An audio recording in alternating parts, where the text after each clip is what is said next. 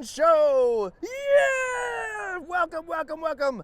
We are super excited because today we have Phillip Hoelzel. Say hello, Phillip. Can you hear me, Phillip? Oh, you want me to say hello? They were supposed to say hello. I thought your name. Are they named Phillip Hoelzel? Well, no. Well, then, Oh, man. only if your name is Phillip Hoelzel, say hello. Hello. Spectacular. Well, welcome to the show.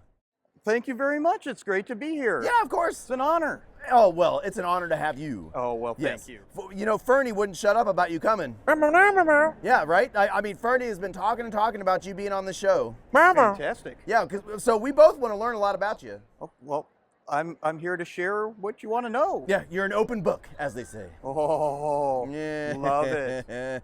All right.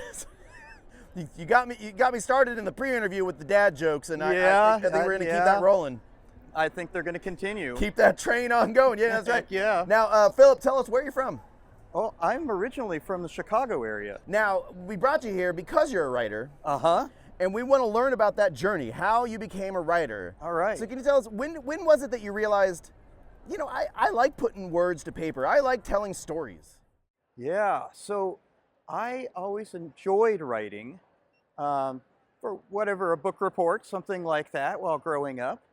But I didn't know that I wanted to put pen to paper to put a book out into the world to share it with others until I was in my 40s. Oh, wow. Yeah. Yeah, so I was a little bit older when that happened. Sure. And that all came about because I had written a story a long time ago, and my mother had saved it. Oh. And I wrote it as an adult, but she had saved it. I had sent it to her, and she saved it. Oh. And so she had collected all these things and then had sent them off to her children. The things she had collected while we were little. Yeah. And so she sent that to me, and I thought, wow, if my mom, who read a book every night, there was a book on her nightstand and would read and use the public libraries, if she thought that that was good enough, maybe I should try and write something. And so I decided that I would take a shot at it. I love that. Yeah. Can you tell? So I want to get to the book you brought, but I'd like to hear, what was the story? Do you remember the story that she sent to you that kind of started this whole thing? Oh yeah, it was a rhyming story, and maybe not the best rhyming story. Well. So it's not out in the world yet. We're working on my rhyming skills. Oh, okay. No problem. And something that all authors have to do is practice. Yes. And but it was about a shrimp that traveled around, and it wasn't. It was a bit of a selfish shrimp. A selfish shrimp. A selfish shrimp. I like that alliteration. Yeah. And so it traveled the ocean and met folks and was thinking about itself most of the time. Yeah. I love this. But in the end, the shrimp figured a few things out. Yeah. Yeah. And so that was a completely fictional story. That was fictional story, completely fictional, yes. But now some of the stories that you've published are biographies. They're about real people. Mm-hmm. Exactly. So yeah. So how did you make that jump? You were writing a fictional story about a shrimp. Yeah. When did you say, you know what, I actually want to write about real people? Like, how did that happen? Yeah. So I write about what's interesting to me. So let's see, if I find it interesting, I feel that other folks might have the same interest. I've learned while working retail jobs that if somebody has a question, a lot of other people have the same question. And so if I find the answer for them, I'm going to have the answer for other people. And so I know that if I'm interested in something, someone else out there is probably interested too. Makes and sense. I enjoy researching and learning about the world. And if something, is interesting to me or engages me, makes me happy, I'm going to pursue it and look at it and see. And maybe it's a story to share with the world, or maybe it's just for me. Oh, see, Yeah. and I think that's important. Yeah. And important for young writers to hear, or any writers really, Yeah. is this idea that everything that you create doesn't have to be published, doesn't have to be shared with everybody. No, not at all. And in fact, like, if you're going into it thinking everything that you put down has to be shared, you're going to stifle yourself. Exactly. So write for the enjoyment of it. Yeah. Yeah. Do what makes you happy. Exactly. Yeah. And so now the book that you brought here, can you tell us what was it that drew you to this character? Oh boy. Yeah. So this book here, this Planting Hope, is I saw a movie, so I guess I'll I'll back up to what drew me here. Sure, yeah. Yeah, and it's going to blend a couple of things on you. But I'm part of a percussion group in Austin, Texas, named Austin Samba School. Ooh. And they're music experts that come in from Brazil. But a lot of the folks are Portuguese dominant. Okay. That's what they speak. And so I was in a meetup group and studying Portuguese, and then one of the fellas who was leading the meetup group said there's a movie coming out about a hero of mine. Oh. And that hero is the subject of this book, Sebastião Salgado. He was Brazilian? And he's Brazilian, yeah.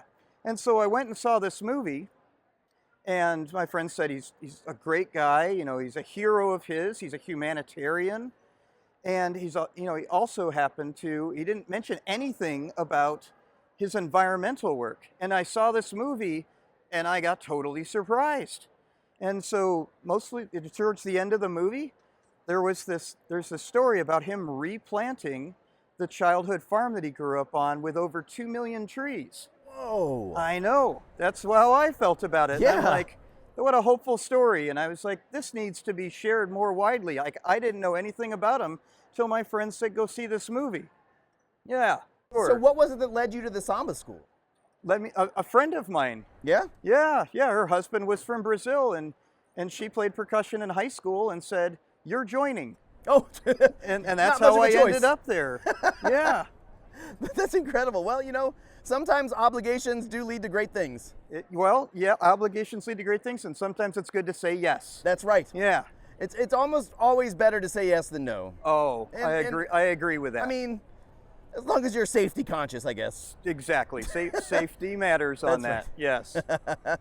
Oh, awesome. Now, I did want to ask you another question. Oh, yeah. Please do so. I have a suggestion maybe for a third book. Oh, please. Have you ever written a book about a fern? About a fern. I believe they have ferns in Brazil. We do have ferns in Brazil. Yeah. I mean, Fernie's got a rich family history. Yeah. I think that's a great idea. I'll have to look into that. Yeah, Fernie, what was that story you were telling me the other day about your grandpa? Right? I think that would make an excellent book. Oh, that would be a good book. Right? Yeah. Tell him. So I'll have you guys trade numbers after the Okay, interview. sounds good. Yeah. Yeah, I appreciate that. Today, we're gonna play a game before we go. Okay. And the game we're gonna play Yeah. is truth or dare. Oh. So now you get to pick. Do you want to do truth or do you want to do dare? Let's go ahead and do dare. Yeah, you're a brave soul. No, You're a brave soul, Philip. I've been told so. Now, for dare, we're going to do the game fortunately, unfortunately. Okay. Now, the way this works is one of us is an optimist and one of us is a pessimist. So which Okay. one are you? Oh, I'm an optimist. No, you're an optimist. Yeah, Okay, I'm an optimist by nature. That yeah. makes me, now it makes sense. The monster be the pessimist. That's okay. Okay. I- Sorry to do that to you. I mean, I am mostly an optimist. You are. But as an optimist, if I just do the opposite of what I'm thinking, then I'll be the pessimist. Great idea. Right? Yeah. It's not so hard. Yeah. You turn that right around. That's how I do it. Yeah. All right. That's so why- now, as the optimist, you get to start the game. Okay. So tell us something fortunate that happened today. Oh, fortunate happened today. Today, when driving here, I didn't encounter any big traffic. The traffic was good. No Wow. accidents or anything. No? No. But unfortunately, there was a screw in the road and it went into your tire and flattened it and you had to pull over. Oh, well, the fortunate part about that is I keep my spares always inflated. Ah. I never leave without being prepared. That's smart. Yeah. But unfortunately, Uh-oh. unfortunately, you forgot the jack to lift up your car to take off the tire in the first place. Oh. Fortunately, there was a group of really strong people in the car that stopped to help me, and they lifted the car up so I could change the tire. Oh, that's good. But unfortunately, they were so strong, they actually threw your car like 20 feet in the air and it landed upside down. It did. You're right. Well, fortunately, I was standing alongside the road, and a bus came along with a bunch of people, and they were having a good time playing music, and they said, "We want you to be part of this because we saw that you play drums. We've heard of you." Oh, Yeah. but And I got a ride to San Antonio. very nice. Yeah. But unfortunately, they were playing a type of music that you just cannot stand. Oh, no. And I'm not sure what that type of music is, but that's what they were doing. You may have me here. Oh, Phillip, yeah. thank you so much for coming on the show and Yeah. talking to us. Yeah, well, thank you very much for inviting me on your show. It's been an Absolutely. honor. Goodbye. Goodbye. Hello. That show, that show, that show.